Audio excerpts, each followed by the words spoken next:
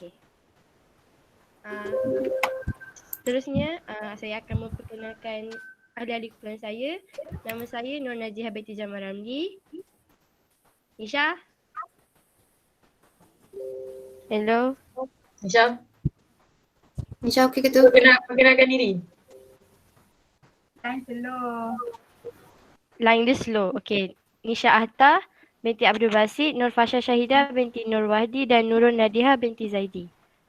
Okey, isi kandungan dalam case study kami 1.0 pendahuluan, 2.0 penyata kewangan. Apa itu penyata kewangan? Apa elemen asas dalam penyata kewangan dan kegunaan penyata kewangan? Dan 3.0 kita akan fokus kepada bank dan perniagaan lain. Dalam bahasa Inggeris dia bank, institusi bank and other business. Okey, 3.1 kita akan terangkan konsep institusi bank dan perniagaan lain, perbezaan mereka dan juga perbezaan penyata kewangan mereka.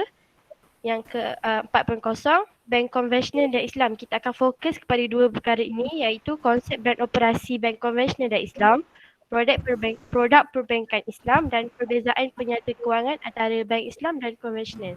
Yang 5.0 kesimpulan. Okey, 1.0 pendahuluan. Okey, seperti kita tahu, Islam adalah agama yang menyediakan peraturan dan panduan menyeluruh yang mengawasi cara kehidupan orang beriman. Seperti yang kita tahu, umat Islam dia ada tata cara dan garis panduan kita. Dalam semua benda kita ada garis panduan. Termasuk juga dalam sistem kewangan yang Islam dah gariskan, kita ada sistem kewangan Islam. Okey, panduan ini berkaitan dengan ibadah dan juga muamalat. Muamalat tu termasuklah dalam proses jual beli antara satu sama lain, ada guideline dia. Dan objektif penting dalam ekonomi dan kewangan adalah untuk memastikan bahawa kekayaan dan kesejahteraan manusia dikendalikan di bawah peraturan dan undang-undang tertentu. Hal ini adalah untuk mengelakkan macam kes monopoli, penganiayaan, penindasan dan lain-lain. Seterusnya saya akan terangkan apa itu perakaunan. Perakaunan adalah salah satu sistem maklumat yang berbentuk kuantitatif iaitu yang berbentuk nombor yang memberikan maklumat kewangan tentang aktiviti ekonomi dan keadaan semasa sebuah perniagaan. Okey, seterusnya kita akan fokus pada 2.0 penyata kewangan. Okey, dalam penyata kewangan ni ada tiga benda iaitu kunci kira-kira, penyata untung rugi dengan penyata aliran tunai. Dalam kunci kira-kira ni untuk kita tulis jumlah aset, liability dan equity saham pada masa yang dah ditetapkan. Dia ada formula perakaunan dia sendiri. Nak saya cakap ke formula dia? Formula dia ialah asset sama dengan, walaupun saya tak pernah ambil account tapi saya baca sendiri, asset sama dengan liability tambah dengan equity pemegang saham. Yang dalam kunci kira-kira ni dia bagi gambaran ringkas akaun syarikat pada akhir tempoh perakaunannya. Okey. Yang kedua ialah penyata untung rugi. Dalam penyata untung rugi ni dia menceritakan dalam penyata untung rugi ni dia tulis tentang pendapatan yang diperolehi oleh sesebuah syarikat dalam tempoh yang dah ditetapkan, termasuk juga perbelanjaan yang dah dibelanjakan untuk membuat satu produk ni.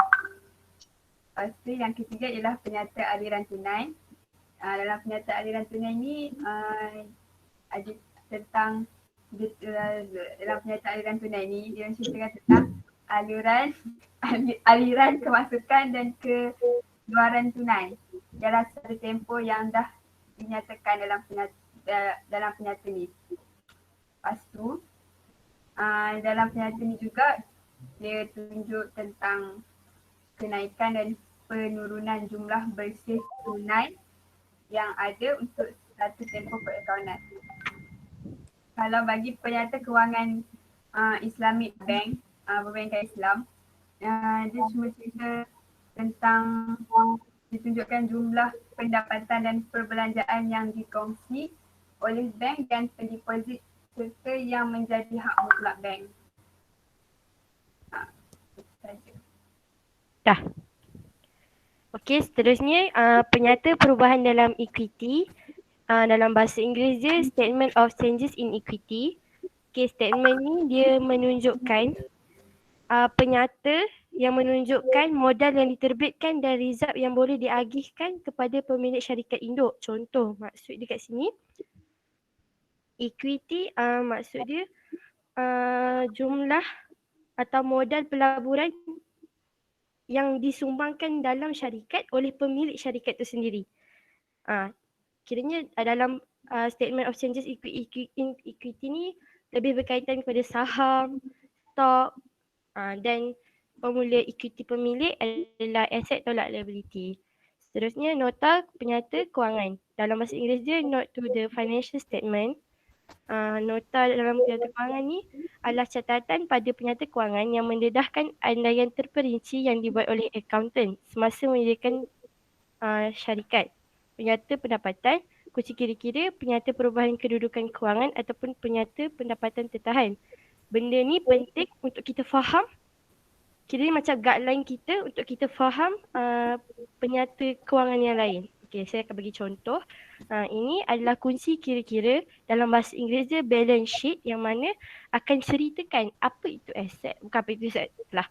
Dia akan menunjukkan aset sebuah perniagaan dan liability sebuah perniagaan. Kalau penyata pendapatan dan penyata untung rugi, ia akan satu macam mana kita akan tahu kedudukan kewangan sama ada untung atau rugi dalam penyata ni. Ini penyata aliran tunai yang mana akan ada 3 operasi financing activity, iaitu aktiviti kewangan, operating activity dengan investing activity. 3 perkara tu. Lepas tu ini statement of changes in equity, iaitu penyata perubahan dalam equity yang mana menunjukkan saham-saham, total saham, saham minoriti, tuntutan saham, semua berkaitan saham akan diceritakan dalam ni. Dan seterusnya nota penyata kewangan. Okey, kalau kita kaji penyata kewangan setiap institusi dan syarikat, kita akan nampak nota penyata kewangan. Okey, nota penyata kewangan ni dia akan menceritakan dengan lebih jelas apa itu yang dimaksudkan, yang diceritakan dalam yang saya tunjuk tadi. Akhirnya dia akan cerita detail lah, basis of preparation kalau bank. Macam mana asas penyediaan penyata kewangan bank tu sendiri. Okey. Seterusnya, saya akan ceritakan elemen asas penyata kewangan. Okey, elemen asas penyata kewangan. Yang pertama ialah aset. Aset adalah harta ataupun hak milik perniagaan yang akan digunakan untuk menjana manfaat kepada ekonomi melalui pelbagai tempoh perakaunan. Contohnya macam bangunan, peralatan,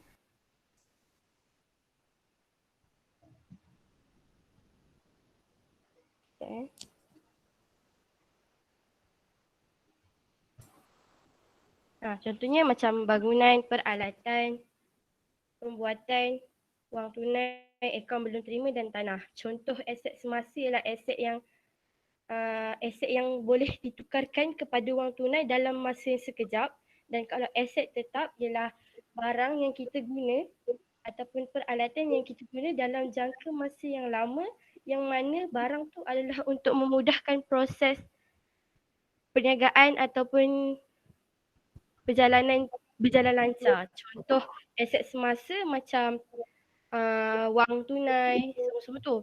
Kalau aset tetap macam bangunan, mesin, peralatan. Okey. Seterusnya liability. Liability ialah kalau dalam bahasa senang dia hutang. Apa-apa yang apa-apa yang anda wajib bayar kepada individu, perniagaan atau kerajaan. Contoh dia, akaun yang kena dibayar, cukai yang kena dibayar, gaji yang kena dibayar. Lepas tu dia ada 2 bahagian, which is liability semasa dan liability bukan semasa. Seterusnya equity pemilik. Apa maksud equity pemilik? Equity pemilik ialah hutang perniagaan kepada pemilik perniagaan ataupun jumlah modal yang dilaburkan dalam perniagaan oleh pemilik. Contoh modal yang dilabur dengan untung bersih yang diperoleh. Okey, hasil ada dua. Hasil kendalian dengan bukan kendalian. Okey, maksud hasil tu adalah pendapatan yang kita terima melalui perniagaan yang kita jalankan daripada aktiviti jualan atau barang niaga yang kita jual ataupun perkhidmatan yang kita bagi. Okey, dia ada dua. Hasil kendalian ialah hasil yang kita terima secara langsung daripada aktiviti utama perniagaan kita. Contoh kalau kedai jam, hasil kendalian dia ialah hasil jualan jam. Okey. Kalau hasil bukan kendalian dia adalah sewa diterima, faedah atas simpanan bank, dividen pelaburan, kiranya side income. Okey, seterusnya belanja.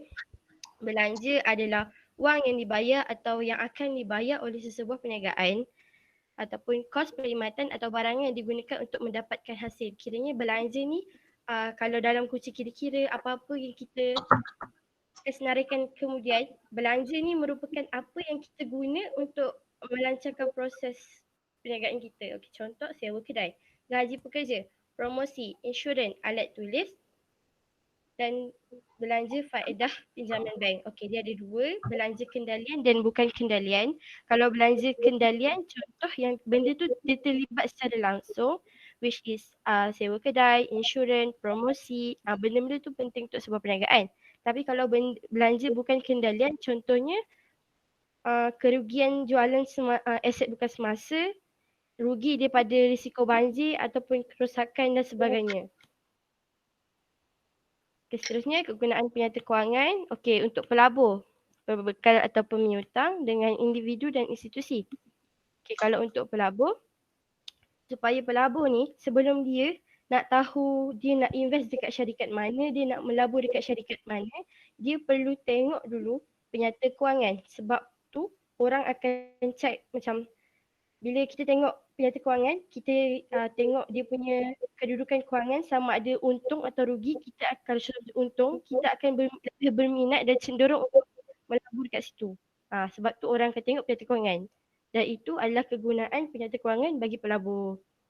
Dan seterusnya pembekal atau pemiutang. Okey, pembekal atau pemiutang. Contoh kalau macam COVID-19 ni, perniagaan kecil nak buat pinjaman daripada bank, dia perlu sediakan penyata kewangan yang stabil. Kiranya penyata kewangan tu membolehkan orang yang nak memberi hutang tu ataupun pembekal tu memberi pinjaman. Kiranya salah satu proses dia untuk memberi pinjam duit. Kiranya bila kewangan kita stabil, kita macam ada potensi untuk membayar secara angsuran, akan memudahkan lagi proses peminjam. Sebenarnya untuk individu dan institusi, okey, bila penyata kewangan ni kita dapat buat, kita dapat tengok, kita akan senang buat keputusan yang strategik dan penting bagi sebuah organisasi tu mencapai target. Saya pas ke orang lain. Okay, so kita berpindah kepada 3.1, konsep institusi bank dan organisasi perniagaan. Konsep ni maksudnya macam pengetahuan umum tentang bank dengan perniagaan. So kita pergi dekat bank dulu. Okay, definisi bank ni dia menawarkan perkhidmatan kewangan dan perbankan. Maksudnya macam yang beri pinjaman, macam loan tu, lepas tu dia menerima deposit, tu semua perkhidmatan kewangan yang bank tawarkan. And kita pergi kepada jenis pula. Ada banyak jenis tapi saya letak 3 je kat sini. Bank perdagangan, bank saudagar dan bank pusat. Bank ni dia berlainan dari segi perkhidmatan yang dia tawarkan. Okay, contoh bank perdagangan macam bank yang kita tahu banyak-banyak ni, macam Bank Islam, Maybank, Hong Leong Bank, tu semua termasuk dalam bank perdagangan. And bank saudagar pula, dia macam lebih ke arah perkhidmatan pelaburan. Macam tu. And bank pusat, bank negara. Dan perkhidmatan pula, memberi pinjaman, menerima deposit macam yang saya cakap tadi, dan menyediakan perkhidmatan lain. Perkhidmatan lain ni contohnya macam pertukaran mata wang dan menyediakan nasihat pelaburan. Okay. Untuk organisasi perniagaan pula, definition dia satu organisasi yang ingin mendapatkan keuntungan dengan membekalkan barangan atau perkhidmatan. Maksudnya kat sini, satu pihak yang nak dapatkan untung dengan menjual produk, dengan menjalankan aktiviti penjualan. Okey. Jenis dia pula ada milikan tunggal, perkongsian, koperasi dan sendian berhad. Alright, milikan tunggal ni ataupun kita lebih selesa cakap enterprise, yang tu dia didaftarkan under Akta Daftar Perniagaan. Maksudnya yang ni lebih ke arah swasta. Maksudnya macam mana? Persendirian. Faham tak? Okay, faham. Okay. Perkongsian pula, dia tak lebih daripada 20 lebih ahli. Contohnya macam firma guaman. Biasanya kita nampak firma guaman kan dia tak satu owner, dia bukan pilih, dia ramai owner. Macam tu koperasi dan sendian berhad. Sendian berhad dia didaftarkan under Akta Syarikat. Dia macam big company. Okay, kepentingan pula dia membangunkan negara dan memberi peluang pekerjaan. Kenapa saya tak sebut perkhidmatan? Sebab perniagaan ni dia macam ada banyak jenis perkhidmatan, jadi saya fokuskan kepada kepentingan adanya organisasi perniagaan ni. Macam tu. Okay, next. Okay, untuk 3.2, perbezaan institusi bank dan organisasi perniagaan. Dekat sini saya tak fokuskan dekat perbezaan dalam financial statement. Kiranya perbezaan antara dua institusi ni. Okay. First adalah pengawalan pihak authority. Kalau bank, orang yang monitor ataupun pihak yang monitor bank ni adalah Bank Negara Malaysia. And kalau perniagaan pula, dia under Suruhanjaya Syarikat Malaysia, SSM. Kiranya kalau siapa yang nak buat perniagaan, dia kena daftar under SSM. And operasi pula, kalau bank ni macam biasalah dia memberi pinjaman dan perkhidmatan kewangan yang macam saya cakap awal tadi. And perniagaan pula aktiviti jualan, dia tak bagi pinjaman, dia menjual, nama pun perniagaan. Dan yang seterusnya bank, bentuk penerimaan barang. Okay. Bank dia jumlah harta direkodkan, perniagaan barangan fizikal. Okay, maksudnya kat sini saya kasih contoh macam emas kan. Kalau kita beli emas dekat bank, kita tak dapat emas tu secara fizikal, secara zahir ni kita tak dapat. Tapi kita tahu kita dah beli emas and amount emas tu dah direkodkan dalam kita punya account. Faham tak? Faham. Okay, faham. And perniagaan pula kita jual beli barang and perniagaan and barangan tu ada waktu tu. Kita nampak barang tu. Macam tu. Itu beza dia. Yang terakhir, sumber kewangan. Bank ni sumber kewangan dia datang daripada keuntungan pelaburan, keuntungan kadar faedah dan cas-cas daripada perkhidmatan yang dia tawarkan tu. And berlainan daripada perniagaan pula, perniagaan ni untung dia dapat daripada jualan yang dia buat tu and daripada pinjaman-pinjaman yang dia buat. Macam tu. Okay, next. Jom, next. Okay, next. Perbezaan penyata kewangan antara institusi bank dan perniagaan lain. Okay, yang ni saya fokuskan apa perbezaan dalam penyata kewangan bank dengan bisnes. Okay, kita go through dua-dua tau. Untuk yang point pertama, perniagaan lain, penyediaan kunci kira-kira. Perniagaan ni kena macam mana? Organisasi bisnes ni kena sediakan balance sheet based on garis panduan dari IASB. Siapa tahu IASB tu apa? Ya. Okay, je sebutkan Fajar. Tak tahu. Okay, dia tak tahu. Okay, saya pun tak tahu sebenarnya, nanti saya Google. Okay, lepas tu untuk bank, penyediaan kunci kira-kira dia kena ikut regulatory, apa Fasha? Regulatory? Pihak autoriti mengawal selia. Regulatory authority, apa tah? Tapi dia berlainan lah dengan pihak bisnes ni, macam tu. Lepas tu untuk point yang kedua pula, elemen dalam penyata kewangan. Kalau bank, penyata kewangan ni elemen dia ada jumlah faedah dan bukan faedah. Maksudnya maksudnya perlu betul. Okay, maksudnya dia macam nak cakap, dia rekodkan dalam penyata kewangan tu datang dari sumber jumlah faedah dan bukan faedah. Maksud dia ni contohnya macam broker fees. Broker fees ni bank je yang buat. So ni antara elemen-elemen yang direkodkan dalam penyata kewangan bank. Faham tak? Faham? Okay, kalau elemen dalam penyata kewangan bisnes, dia cuma datang daripada rekod-rekod jualan barangan dia. Kiranya macam saya ada baca pasal sale of good. Apa tahu dia punya term macam mana, macam tu lah, COGS apa tu. Maaf. Okay. Macam tu lah, kiranya macam berlainan daripada bank. Cara penyadaan dia. Betul. COGS, cost of good. So, okay. Terima kasih Doktor. Yang seterusnya, yang ketiga, garis panduan tambahan. Untuk bank, penyediaan financial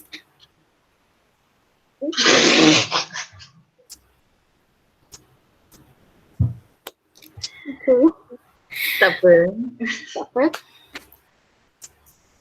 Untuk bank, garis panduan kiranya bank ni kena ada additional disclosure. Kiranya macam dia kena sediakan dokumen tambahan mengikut MFRS. MFRS. Okay. Lepas tu kalau perniagaan pula, dia tak ada additional dokumen ke apa-apa yang dia perlu sediakan. Dia cuma penyata kewangan biasa. Kiranya apa yang standard punya financial statement, yang tu je dia kena sediakan. Tak ada apa-apa penambahan apa-apa pun. Yang itulah perbezaan dia. Itu je. Okay, seterusnya kita pergi ke part pengkosong, bank konvensional dan Islam.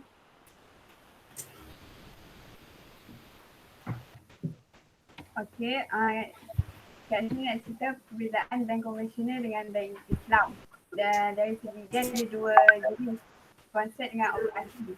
Yang ni saya cerita pasal konsep dulu. Kalau kalau bank Islam dari segi tanggungjawab agama, okey, bank Islam ni dia buat satu benda tu mengikut perintah Allah dan Rasul. Allah dan Al-Quran dan As-Sunnah macam tu. Tapi kalau bank konvensional ni dia berasaskan pemikiran manusia semata-mata. Contoh macam bank Islam dia tak amalkan sistem riba, tapi bank konvensional dia mengamalkan sistem riba. Yang kedua, dari segi matlamat ialah tujuan utama perbankan Islam ni adalah untuk mendapatkan keredaan Allah. Lepas tu, sabar sekejap ya.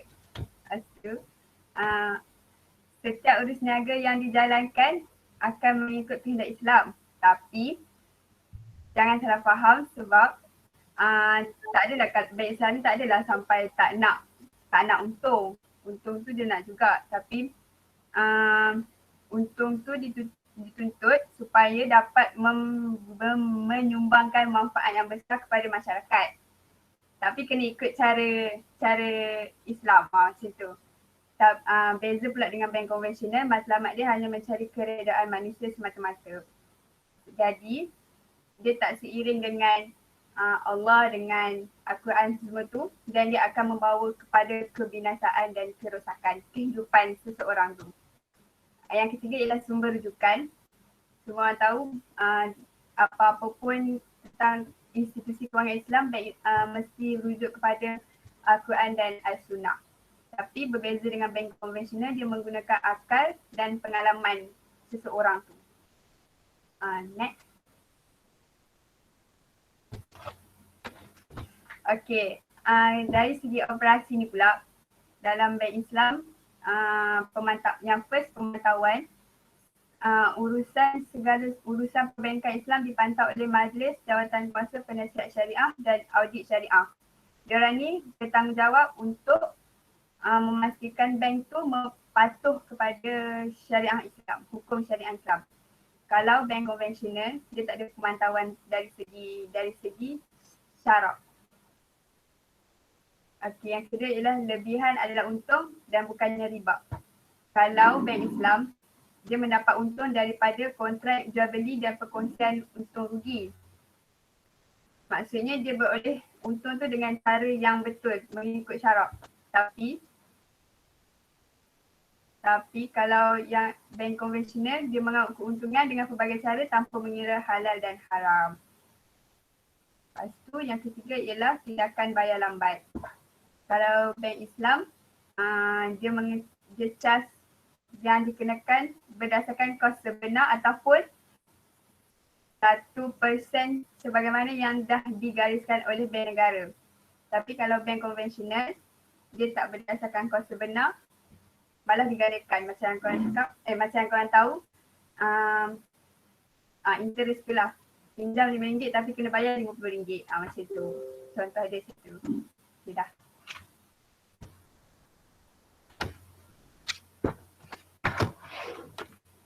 Okay, bergerak ke slide seterusnya iaitu 4.2 produk perbankan Islam. Okay, macam kita tahu kita dah belajar sebelum ni.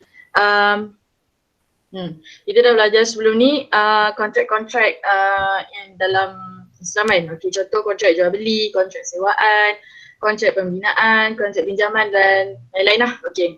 Jadinya daripada kontrak-kontrak ni yang kita boleh tengok dekat sini dalam slide ni, ada beberapa beberapa produk lah, maksudnya daripada kontrak ni terbinalah produk untuk perbankan Islam. Contoh komoditi murabahah saving account dan komoditi murabahah current account, dan bawah tu pembiayaan perumahan air bagi kontrak tawaruk, musyarakah mutanakisah, pembiayaan berjangka air dan kemudahan tunai air dan lain-lain lagi. Okey. Komoditi murabahah yang atas tu saya ambil produk tu daripada contoh Bank Rajahi lah. Okey, apa dia komoditi murabahah saving account air ni? Okey. Komoditi murabahah saving account air adalah akaun simpanan. Dia yang mana dia mengandungi peratus keuntungan yang menarik, dan daripada peratus keuntungan tu dia melahirkan sikap disiplin untuk menyimpan. Maksudnya macam sebab peratus tu macam menarik, jadinya orang lagi tertarik lah nak simpan. Okey, dan produk ni dia mengamalkan kontrak syariah, kontrak syariah iaitu komoditi murabahah beserta kontrak wakalah bil ujrah. Okey, yang mana komoditi ni digunakan sebagai aset dasar, underlying asset untuk transaksi jual beli antara peniaga komoditi, pelanggan dan juga bank. Okey, samalah juga dengan komoditi murabahah current account I. Dia juga gunakan kontrak syariah yang sama, yang mana komoditi murabahah ni macam kita tahu adalah satu transaksi jual beli terhadap komoditi yang telah diketahui kos dan untung dan telah pun dipersetujui oleh dua belah pihak iaitu pelanggan dan bank. Okey, kalau wakalah bil ujrah ni pula berlaku macam mana? Bila mana pelanggan tu dia menjadikan Rajahi sebagai wakil terhadap transaksi murabahah. Okey, itu adalah contoh produk yang dekat Rajahi lah, komoditi murabahah saving account I dengan current account I. Okey, lepas tu yang bawah tu kan ada pembiayaan perumahan I bagi kontrak tawaruk, musyarakah mutanakisah dan sebagainya. Okey, bagi konsep bagi produk pembiayaan perumahan I berdasarkan kontrak tawaruk ni adalah konsep syariah tawaruk. Okey, dia package pembiayaan hartanah kediaman. Yang mana produk ni kita boleh beli kita boleh belilah beli rumah ataupun pembiayaan hartanah kediaman, beli rumah.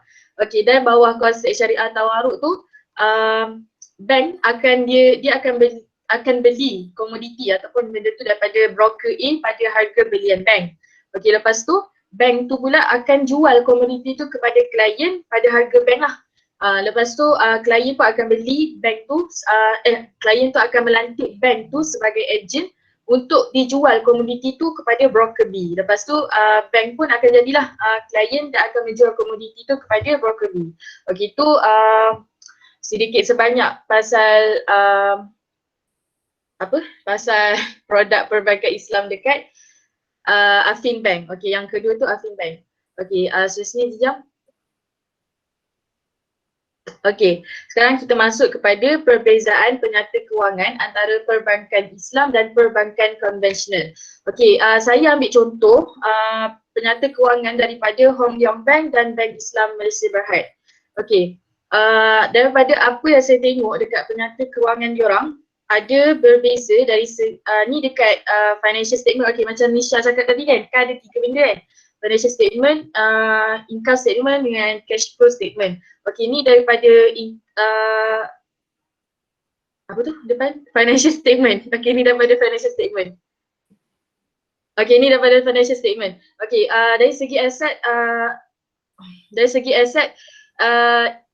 dari segi aset kita boleh tengok conventional bank ada dia ada tulis dalam financial statement tu pinjaman dan pendahuluan.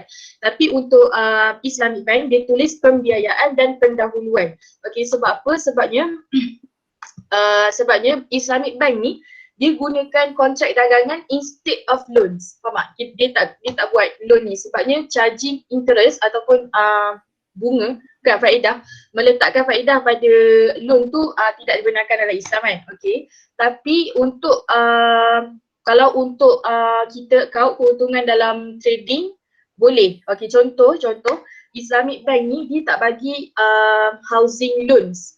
Maksudnya dia tak bagi loan lah. Kiranya housing loans, housing loan lah. Okay.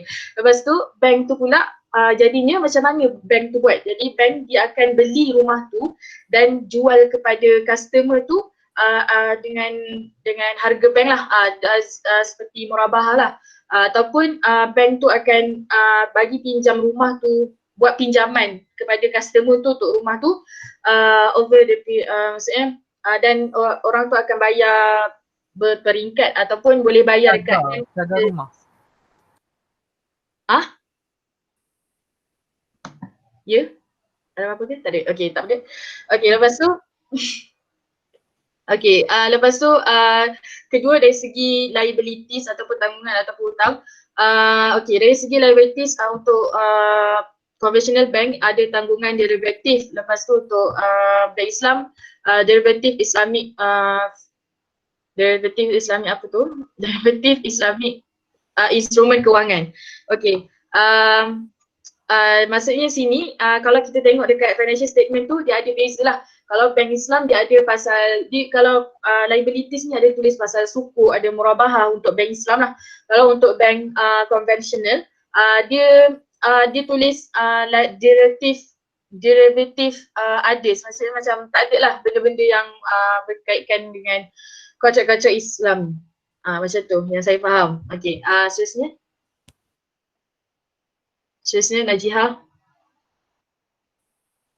Najihah. Okey. Okey, seterusnya perbezaan penyata kewangan yang ni untuk income statement. Okey, untuk Hong Leong Bank, untuk bank konvensional kita boleh tengok interest income, diorang punya kebanyakan diorang punya untung ataupun dia punya Pendapatan. Yes, pendapatan diorang dapat daripada itulah sabar. Diorang dapat daripada interest tu, interest income tu. Maksudnya tu diorang punya source of income or revenue lah. Okay, kalau untuk Islamic banking dia punya income comes only from depositors and shareholder fund. Macam kita tengok dalam slide tu. Daripada depositor, daripada fund dana yang diberi oleh depositor dan shareholder. Sebabnya diorang mengamalkan profit sharing scheme, profit loss sharing lah. Daripada conventional tu dia guna scheme interest based scheme. Macam tu lah. Okay, tu untuk income statement. Lepas tu ada satu lagi, sabar jap, jangan ke tepi. Okay, satu lagi daripada segi changes of equity statement. Okay, untuk Islamic Bank ni dia guna MFRS 16. Maksudnya dalam change of equity diorang ada MFRS 16. Macam yang Malaysian Financing apa tadi? Apa dia? Reporting standard. Reporting. Maksudnya dalam MFRS 16 tu maksudnya ada dia sentuh pasal sewaan lah. MFRS 16 ni dia sentuh pasal sewaan yang mana dia dibagi hak mengguna. Maksud yang mana peminjam tu boleh penyewa tu dia boleh gunalah asset dan liability dia ada hak lah untuk guna asset dan liability tu. Tu MFRS 16. Okey, lepas tu MFRS 9 ni dia pasal financial statement. Okey, dia pasal financial statement. Lupa. Sekejap MFRS 9. Okey, MFRS 9 saya lupa tapi adalah dia kait dengan conventional bank. MFRS 9. Okey, lepas tu Hijam. MFRS 9 tu ceritakan pasal interest rate benchmark. Okey, lepas tu kesimpulan dia. Okey, sebagai kesimpulan adalah menjadi tanggungjawab bagi setiap insan untuk mengutamakan keadilan untuk memilih perbaikan Islam sebagai penyelesaian kepada masalah-masalah dan ketidakadilan yang diakibatkan oleh perbaikan konvensional. Jadinya sebab apa? Sebab perbaikan Islam ni dia lebih telus, lebih menjaga nilai-nilai murni berbanding dengan conventional bank lah. Sebab kalau kita tengok daripada financial statement, daripada perbandingan tadi pun kita boleh nampak perbaikan Islam ni lebih menguntungkan daripada conventional bank untuk semua pihak. Sekian daripada saya, terima kasih. Okey, itu sahaja daripada kami. Yang MFRS 9, 10 semua tu adalah standard piawaian Malaysia punya reporting. Okey, sekian. Terima kasih. Macam mana nak keluar? Okey, Amsyah, mulakan. Nampak dia. Tak ada, Doktor. Mana Dini, Amni. Saya Okay, faham. saya rasa semua orang faham. Alah, tanyalah susah sikit. Fariza, Muslimah, ni tanyalah. Zurusni. Tanya apa Azri. Sebab Azri, Amsyah, saya Azri dah tanya tu. apa Ada orang tanya tu. Azri dah tanya tu. sini. Siapa? Apakah kelebihan? Apakah kelebihan kot? Okey, apakah kelebihan penyerta kewangan bank terhadap institusi kewangan? Okey. Sabar je. Sabar. Ini bukan jijam ke Fizian tadi? Apa tu? Dia nak lagi details ke macam mana? Nak ulang balik tadi. Ikutlah. Jawab je lah. Kelebihan penyerta kewangan ni kepada institusi adalah institusi bank itu sendiri dia dapat menarik pelbagai pelabur untuk melabur dekat dia punya institusi. Betul. Macam salah satu cara lah untuk dia buktikan yang bank dia ni terbaik. Macam gitu. Okey. Terima kasih, ini soalan yang baik dan bagus. Siap. Nalihah bosan dengar, nampak? Saya sediakan tolak makan nanti. Sila tanya Nat. Terkesan. Apa lagi soalan? Cepat-cepat tanya lah. Bukan senang ni. Siap. Alah, hilang pula Amir. Allah. Okay, saya ada soalan. Boleh tak terang beritahu apa-apa produk perbankan Islam yang diperkenalkan? Paling kurang ada 4 kan, presenter ada 4, saya nak 4 lah. Istilahnya apa? Dan beserta maksudnya. Produk perbankan Islam. Perbankan Islam. Tadi bukan Fasha ke? Nama eh? Ya, nama. Jadi Selain daripada yang slide tadi tu. Oh, dia nak yang lain. Ya Allah.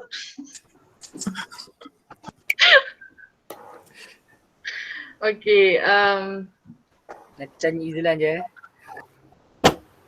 Sekejap. Doktor, kalau yang contoh macam RRG dia ada collab program dengan Sabar kejap. Lagi pula dia. adik dia kacau. Okey. Karachi Bank dia collab dengan AIA Takaful. dia produce satu produk nama dia iMedic. Yang tu dia kira produk bank dia kan. Kiranya macam, sebab ada yang saya baca, Islamic Bank macam Murabahah, Mudharabah tu adalah produk diorang. iMedic tu dikira sekali tak sebagai produk diorang. Jangan cakap dia yang tu dengan apa? AMB Takaful lah? AIA. AIA. Kalau biasanya bank dengan takaful ni dia akan jadi bank takaful. Bank takaful ni maksudnya dia akan jadi ejen kepada takaful tu lah. Saya tak sure lah dia punya structure macam mana. Kebiasaannya dia jadi ejen. Contohnya macam contoh PTPTN. Bukan PTPTN, SSPNI Plus. Kan ada produk dengan yang Plus tu produk dengan Hong Leong Islamic kan? Hong Leong Islamic Hong Leong Takaful kot. Tak ingat lah. Okay. Alhamdulillah. Sebab ada dalam iklan UPIPIN. Ada saya tak tengok UPIPIN dah lama lah. Okay. So dia kiranya salah satu venture of the bank jugalah. Maknanya banks provide as agent or ambil wakalah punya model lah kot. Nampak tak sabar kejap doktor. Tak apa, saya faham, jangan risau. Okay. Ada anak-anak ramai biasalah. Okay. Janganlah gelak macam tu, relax lah. Okay. Lady Fasha nak jawab belum? Saya ke? Saya. Dia nak produk lain. Saya boleh bagi satu lagi. Tak cukup lagi produk boleh. Saya bagi satu lagi iaitu produk tadi kan ada tawaruk kan. Apa nama tu? Sabar sekejap, tak ingat. Produk pembiayaan berjangka bukan, produk pembiayaan perumahan air bagi kontrak tawaruk tadi kan. Okey, ni untuk kontrak musyarakah mutanakisah. Produk juga tu. Okey, yang mana musyarakah mutanakisah ni dia package yang sama dengan perumahan kontrak tadi, kontrak tawaruk tadi. Tapi dengan konsep musyarakah mutanakisah lah yang mana iaitu konsep perkongsian berkurangan.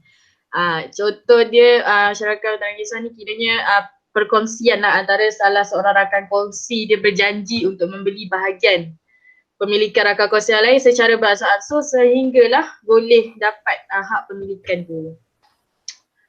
Okey, sekian. Yang kontrak-kontrak ni dah belajar kan? Syarikat mutanakisah ke tawaruk ke apa semua dah belajar kan? Subjek lain kan? Saya nak refresh balik je. Okay, terima kasih presenter. Sebab macam dalam produk bank dia macam tu lah, dia ambil je kontrak yang sedia ada tu dia adjust lah. Lepas tu dia bagi nama best sikit macam tu je lah. Okey doktor, saya tak nak fokus kepada produk bank tapi produk institusi lain boleh tak Izlan? Jadi kita recall juga. Boleh. Sebab tadi soalan tu umum. Tak kisah mana-mana produk. Terima kasih Izlan. Okey. Jawapan saya contoh macam institusi takaful. Macam yang dulu kita orang pernah bentang, tajuk wakalah.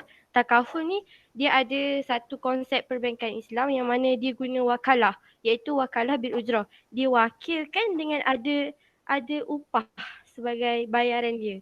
Lepas tu wakalah ni bukan juga guna kepada takaful punya institusi sahaja, tapi peguam pun ada. Kalau contoh peguam, dia mewakilkan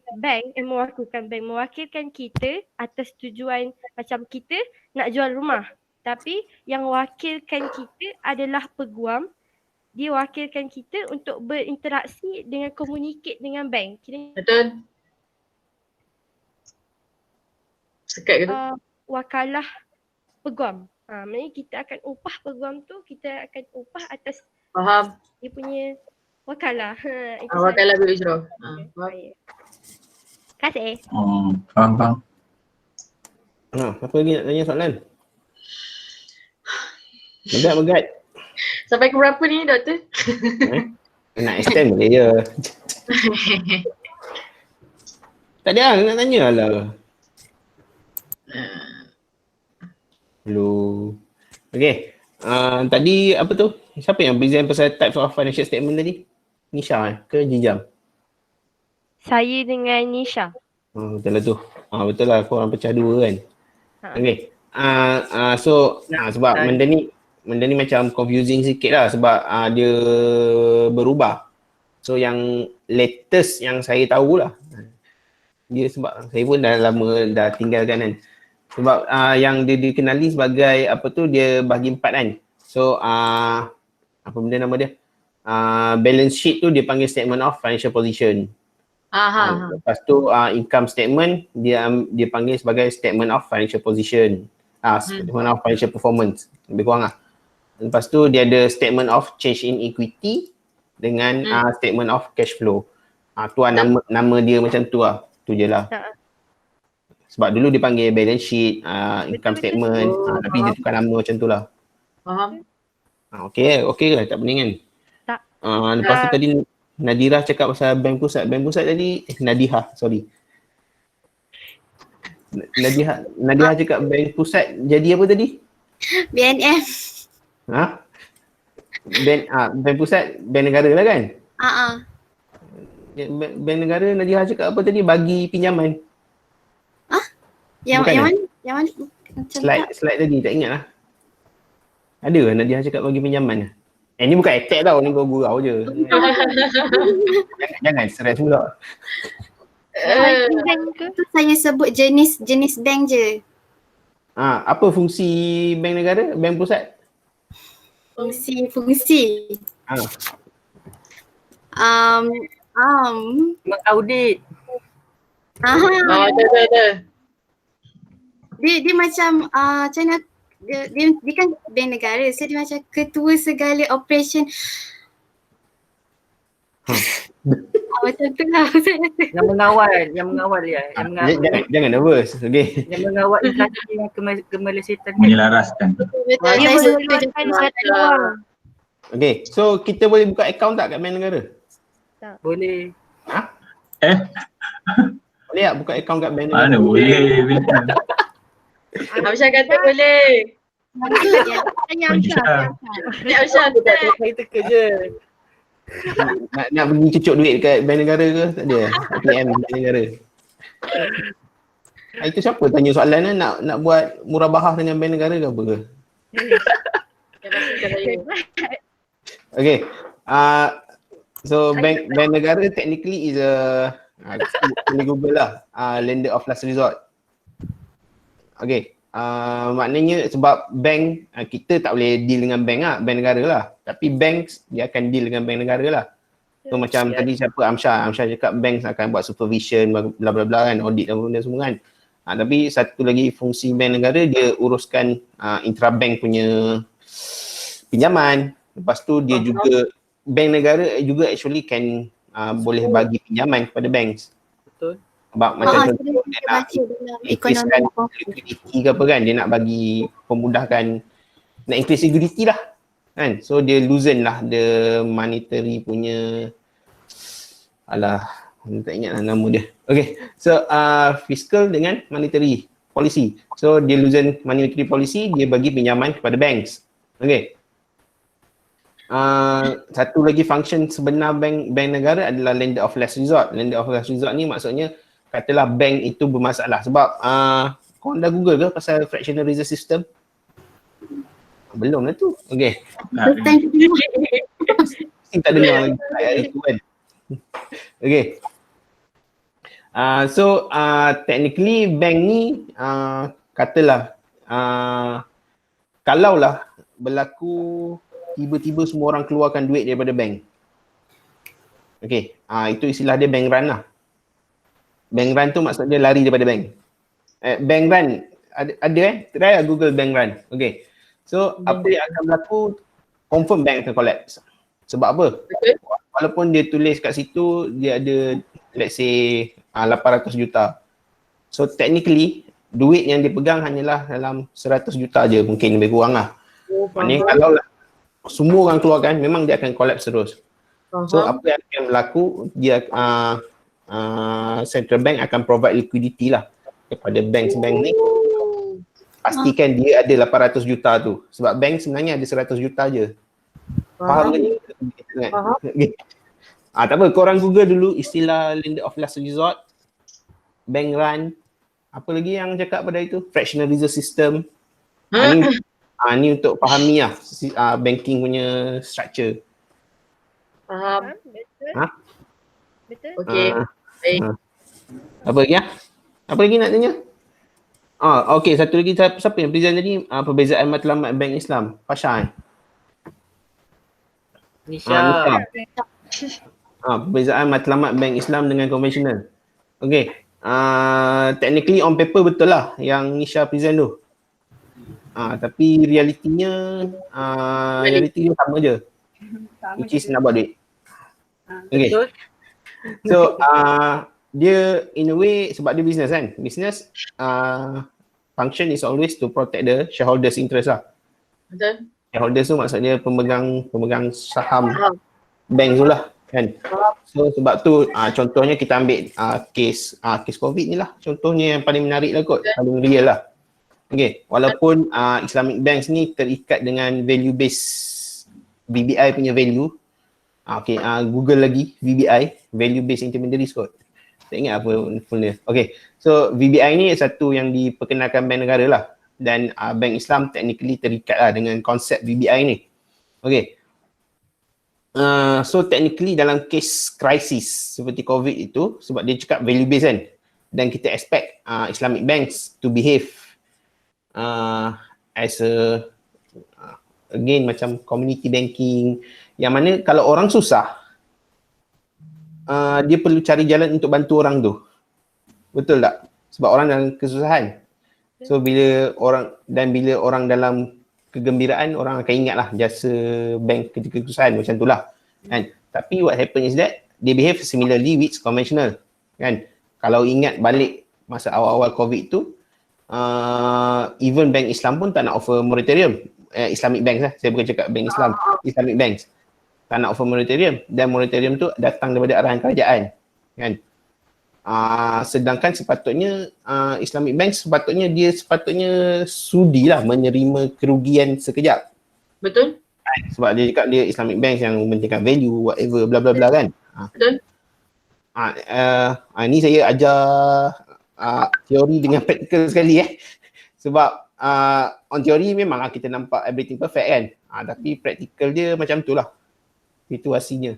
So bukan nak cakap dia salah, tak, sebab dia memang tujuan dia sama juga macam bank konvensional, adalah nak protect shareholder interest. So kalau bagi moratorium, bagi diskaun kepada pinjaman apa semua, shareholder dia akan affected lah. Oh, faham. So itulah konsepnya. Doktor, kalau yang letak dia keluarkan moratorium tu, tapi dia letakkan extra charges. Memang macam apa pendapat doktor pasal tu? Tak, memang sebab satu lagi konsep time value of money. Time value of money ada belajar? Belajar mana? Okay, so time value of money ni konsep dia apa? Konsepnya RM1 hari ni adalah berbeza dengan RM1 hari esok. Dan RM1 hari ni adalah berbeza dengan RM1 semalam. Oh, faham. Sebab apa? Sebab adanya time. Okay, bila ada time, masa, tempoh. Okay, so bila adanya tempoh tu adalah satu kos. Macam nak cakap satu kos boleh lah. Atau satu benefit. Sebabnya RM1. RM1 mungkin tak nampak sangat. Okay, katalah RM1. Okay. RM1 hari ini, adakah nilai dia sama dengan tahun depan? Tak tahu. Lain. Sebab apa lain? Masa. Sebab nilai ampun. Sebab dalam konsep sekarang kita ada inflation lah. Okay, so inflation lah. So technically the real value of that money will decrease lah. Oh, faham. So walaupun on paper RM1, tapi real, ni ada pula isu dia, real dengan nominal pula ni. Okay, so boleh google lagi, real dengan nominal. Okay, so maknanya real value of RM1 sekarang tu, kalau kita tak buat apa-apa, simpan bawah bantal, dia akan jatuh pada katalah RM970,000 macam tu. Tapi kalau kita invest at 3%, inflation 3%, real value dia sama. Tapi kalau kita invest at 5%, inflation 3%, real value dia naik lah. Okay ke ni? Itu complicated sangat. Ini dah masuk subjek finance ni. Okay, Tak apa, boleh Google dulu topik-topik tu. Boleh Google sendiri Okay. Okay. So sebab masa pun dah ada kelas lain ni. Kelas korang ni selalu tak cukup masa. Semua salah Fasha panjang sangat. Okay. Ya, saya salah. Okay. So insyaAllah kita tak jumpa minggu depan. Kita jumpa Oh, cuti. nak jumpa minggu depan tak payahlah. Kan? Tak apa. Lagi 2 minggu lah. So group yang present lagi 2 minggu tu ready Okey. Baik doktor. Dia lah yang present. Tak Okay. ingat lah. Ya kot. Ini. Okay, so terima kasih kepada grup yang membentangkan. Nanti share slide dekat kawan-kawan dan share slide dekat grup dekat link tu. Okay, terima kasih. Terima kasih doktor. Salam. Salam kasih. Assalamualaikum. Terima kasih Apa-apa tak doktor. faham nanti tanya balik Fasha Okay. Hamsyah tunggu jap. Wow, Nak patuh kau ni. Garang banget. Dah. Suka-suka je dia suruh tunggu. Alah tunggu. Okay. Doktor nak guna Doktor nak guna link